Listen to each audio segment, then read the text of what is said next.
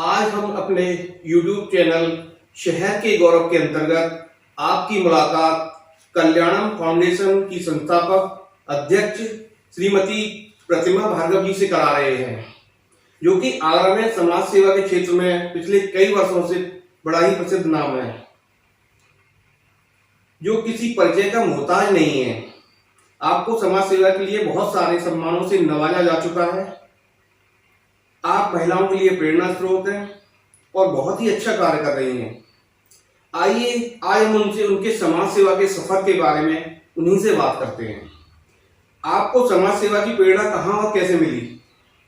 नमस्कार सभी को। मेरा समाज सेवा की प्रेरणा मुझे इस तरीके से मिली कि जब लाइफ में कभी ऐसा कोई मोमेंट आ जाता है कि जब हम खुद भी बहुत परेशान होते हैं, और कहावत भी है कि जब तक अपनी उंगली नहीं कटती तो दूसरों का दर्द महसूस नहीं होता। तो लाइफ में कुछ ऐसा मोमेंट हुआ कि उस समय मुझे काफ़ी परेशानी का सामना करना पड़ा। बाद में मुझे लगा कि जैसे मैं परेशान हो रही हूँ वैसे और भी महिलाएं होंगी जिनको ये परेशानी होती होगी। समाज सेवा का जो करने का जज्बा था वो तो शुरू से ही था, क्योंकि मैं एनसीसी कैडेट थी।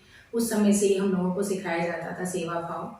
तो शादी के बाद भी किसी ने मुझे रोका नहीं, और फिर धीरे धीरे मैं समाज सेवा में उतर गई। कई संस्थाओं से जुड़ी, समाज सेवा की, पर वो लगता था कि जैसे कहीं कुछ दिखावा हो रहा है, मैं वो नहीं कर पा रही हूँ जो मुझे करना चाहिए। फिर मन में आया क्यों ना हम अपनी एक संस्था बना लें, और फिर हमने अपनी एक संस्था कल्याणम फाउंडेशन बनाई, जिसको 6 वर्ष कंप्लीट हो चुके हैं और 7वां वर्ष चल रहा है। तो इस तरीके से फिर हम लोगों ने 32 महिलाएं हम इसमें काम करते हैं, जिसमें कि हम टोटल बालिकाओं और महिलाओं के लिए और दिव्यांग लोगों के लिए कार्य करते हैं। हमारा सबसे फोकस होता है शिक्षा, स्वावलंबन, आत्मनिर्भरता। इसमें हम कार्य करते हैं। आपका समाज सेवा का अब तक का सफर कैसा रहा? अब तक का सफ़र अच्छा रहा, बहुत अच्छा रहा। और सफ़र में जब तक खट्टा मीठा सफ़र ना हो तो वो सफ़र हो ही नहीं सकता।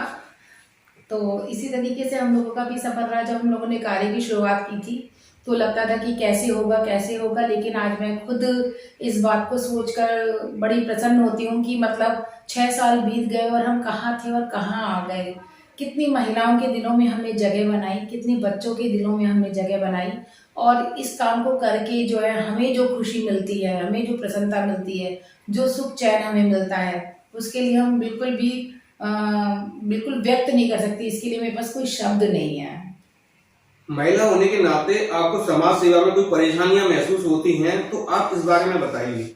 ऐसा तो किसी की लाइफ में हो ही नहीं सकता कि कोई काम सुगमता से चलता रहे। सड़क पर भी आप जब जाते हैं गाड़ी लेकर तो स्पीड ब्रेकर आ जाता है, फिर आप रुकते हैं, फिर आगे चले जाते हैं। तो किसी भी कार्य में सुगमता हो जाए ये तो बिल्कुल नामुमकिन है। तो ऐसा ही हम महिलाओं के साथ भी ऐसा ही होता है। अक्सर ये देखा जाता है कि कहा तो जाता है कि हम शहर के आधी आबादी हैं, पर क्या आधी आबादी के रूप में क्या हमें वो प्रेरणा मिलती है, वो सहयोग मिलता है? बिल्कुल नहीं। क्योंकि मैंने देखा है कि आजकल दिखावे का ज़माना बहुत है, कि जो लोग सच्चाई से काम करते हैं तो उनकी कामों में तो अड़चनें आती ही आती हैं। हमारी संस्था में टोटली महिलाएं हैं, 2-4 भाई भी हैं। तो महिलाएं होने के नाते लोग बाग जब हम जाते हैं तो कुछ महिलाएं हमसे पूछती हैं, अरे तुम्हें तो इसको काम करने का पैसा मिलता होगा। हमने कहा नहीं जी, हमें अच्छा लगता है और हम करते हैं। एक बार तो ऐसा भी हुआ कि जब हमें सम्मान कहीं से मिल रहा था, तो जब मेरा नाम अनाउंसमेंट हुआ तो पता चला कि किसी ने मेरा सम्मान का मोमेंटो जो था वो उठा के वहाँ से गायब कर दिया। क्योंकि उन्हें बिल्कुल भी ये गवारा नहीं था कि शहर के हम धनाढ्य लोग और बड़े घरों के लोग वहाँ बैठे हुए हैं, तो ये महिला जो एक फाउंडेशन चलाते हैं ये सम्मान कैसे ले जाएगी। ऐसा नहीं है इस आगरा में धनाढ्य लोगों की कमी है।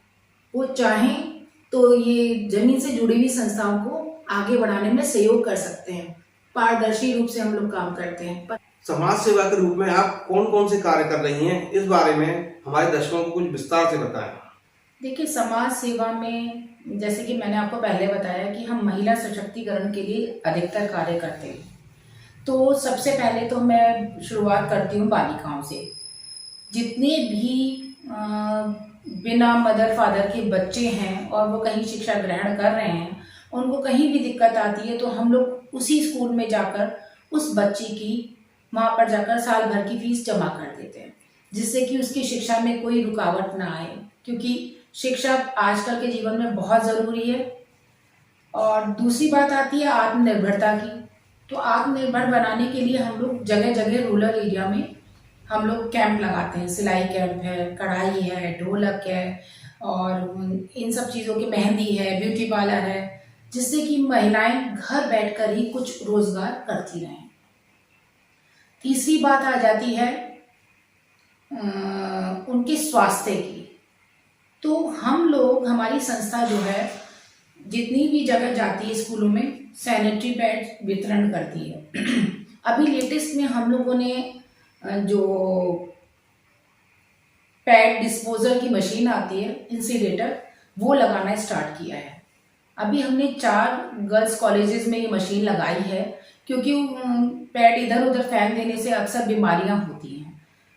हमारे पास कई बार ऐसा आया कि ऐसी गंदगी मतलब जगह जगह स्कूलों में फैल जाती है, तो क्या करना चाहिए। तो हमारी संस्था ने विचार किया और हमने ये मशीन लगाई, और ये मशीन हमने जिला जेल में भी लगाई है महिला कैदियों के लिए, कि इसमें पैड डालने के बाद वो 1-2 ग्राम बन जाती है और पर्यावरण बिल्कुल सुरक्षित रहता है। हमारी संस्था पर्यावरण के लिए भी काम करती है, जिसमें हर साल ऐसी जगह पर पौधे लगाना जहाँ की वो सेफ रह सके, जहाँ उनको संरक्षण मिल चुके और पानी मिले, धूप मिले, कोई उनकी देखभाल कर सके। इस साल भी हमारी संस्था ने करीब 650 पौधे लगाए हैं फलदार वृक्षों के। उसी के अंतर्गत हमारी महिलाएं छोटे छोटे समूह, स्वयं सहायता समूह जो होते हैं, हमने बनाए हैं। उसके अंतर्गत महिलाएं थैले बनाती हैं, वेस्ट मटेरियल से सामान बनाती हैं। आप देखते होंगे कि टेलर क्या करता है, कतरन भरी कटिंग के बाद और उसको फेंक दिया नाले में, या आग लगा दी, प्रदूषण बढ़ा दिया, नाले को सिल्ट में हो गया और नाला चौक हो गया। पर हम क्या करते हैं, उस कतरन को अपने घर ले आते हैं, उसको छांट के उसमें से कटिंग निकाल के हम उसमें से वेस्ट टू बेस्ट बनाने का प्रयास करते हैं, और कुछ आइटम हमने बनाए भी हैं। और जो बाकी कतरन बचती है उसको हम जानवरों के इलाज के लिए PFA में दे देते हैं, कि भाई उनके काम आ जाए, क्योंकि वहाँ बहुत जानवर ऐसे हैं जो लाचार हैं, अपाहिज हैं, पर उनको उतनी पट्टी वगैरह नहीं मिलती, तो वहाँ पे सब चीज़ें यूज हो जाती हैं। इसके अंतर्गत हम लोग जेल में रहने वाली महिलाओं से जैसे अभी जब तिरंगा बनने के लिए आया था, हमने तिरंगे बनाए। कोरोना काल आया तो हमने मास्क बनाए। स्वच्छता पर्यावरण के लिए हम कपड़े के थैले बना रहे हैं। और एक चीज़ और जो हमारी महिलाओं ने बनाई, कारपेट। हमने कारपेट्स बनाए जो देखने में इतने सुंदर हैं कि आप सोच भी नहीं सकते कि जो महिला जेल में पहुंच गई है उसमें भी इतना हुनर होगा, क्योंकि एक हुनर तो भगवान इंसान को देता ही देता है, बस उसको ज़रूरत होती है उसको बाहर निकालने की। तो ये सब कार्य हम करते रहते हैं। उसके अलावा दिव्यांगों को व्हील चेयर देने का काम, किसी गरीब बेटी असहाय को शादी है उसकी शादी करने का काम, पर उसमें भी हम कैटेगरी वाइज छांटते हैं कि भाई किसको ज़्यादा नीड है, किसके लिए हमें काम करना चाहिए। इस तरीके से हम लोग काम करते हैं। आपको बताना चाहूँगी कि जेल में जो भी कोई बच्चा पैदा होता है तो हमारी संस्था उसका छठी संस्कार करती है, उसका नामकरण संस्कार करती है, क्योंकि बच्चे ने जेल में जन्म लिया है, उसमें बच्चे का तो कोई दोष नहीं है। और महिलाओं को भी ग्लानि होती है कि मेरा बच्चा के पास कपड़े नहीं है पहनने के लिए, तो बाकायदा हम लोग छटुल्ली लेके जाते हैं, ढोलक मंजीरों के साथ वहाँ गाना बजाना करते हैं, सुरवड़ गाते हैं, उसका नाम रखते हैं। और हम लोगों ने इसी तरह जेल में हारमोनियम है, झंझरी है, ढोलक है, ये सब भी दिया है कि मंगलवार और शनिवार को महिलाएं सुंदरकांड करें, उससे उनके मन का भाव भी बढ़ता है और हमारी भारतीय संस्कृति भी बनी रह जाती है। एक चीज़ और भी बताना चाहूँगी आप लोगों को, जब भी हम अपना स्थापना दिवस करते हैं तो हम उसमें बड़े लोगों का सम्मान नहीं करते। हम उस महिला का सम्मान करते हैं जो ज़मीन से जुड़ी हुई हो। जैसे कि मैं आपको बताना चाहूँगी कि आगरा में सिर्फ एक महिला कुली है, मुद्रा देवी। जब मैं उससे मिलती हूँ तो मुझे बहुत खुशी होती है कि हमारी एक बहन इस काम को भी कर रही है और अपने बच्चों को पढ़ा रही है। इसी के अंतर्गत हम ऐसी महिलाओं को लाते हैं जिन्होंने गांव में गोबर के उपले बनाकर अपने बच्चों को पढ़ाया है। एक वो सास जो खुद तो घूंघट करती है पर अपनी बेटी को, बहू को विंग कमांडर बनाकर, ड्रेस बनाकर भेजती है और तब वो घूंघट वगैरह सब भूल जाती है। ऐसी माताओं को हम जो है सम्मान देते हैं। आपको समाज सेवा के लिए कौन कौन से सम्मान मिले हैं? अभी तक समाज सेवा के लिए काफ़ी सम्मान प्राप्त हो चुके हैं। गिनती तो मैं नहीं बता सकती। शहर की जितनी नामी गिरामी संस्थाएं हैं उन्होंने मुझे सम्मान दिया है और मैं उनकी बड़ी तहे दिल से शुक्रगुजार हूँ कि उन्होंने मुझे इस योग्य समझा। पर लेटेस्ट में 3 साल से मुझे उत्तर प्रदेश सरकार से बराबर पुरस्कार मिल रहा है, क्योंकि हमारी संस्था कैदियों के लिए काम करती है, उसमें भी विशेषकर महिला कैदियों के लिए। क्योंकि जेल में तो वो आ गई, ऐसा नहीं है कि गलती किसी से भी हो सकती है। उस गलती के लिए हम एक मौका तो उनको देते ही हैं। तो हम भी ये चाहते हैं कि जब वो जेल से बाहर जाएं तो आत्मनिर्भर बनकर जाएं, किसी के ऊपर ना रहें, उनकी जिम्मेदारी, और वो अपने पैरों पर खड़ी हो सकें। तो इस कार्य के लिए उत्तर प्रदेश सरकार ने हमें 2 बार लगातार कंटिन्यू लखनऊ मुख्यालय से अवार्ड दिया है और आपके नगर निगम से भी हमें अंकित खंडेलवाल जी ने हम लोगों को सम्मानित किया। हमारे डीएम सर हैं, उन्होंने बेटी बचाओ बेटी पढ़ाओ के लिए हम लोगों को, नारी सशक्तिकरण के लिए हमें अवार्ड दिया।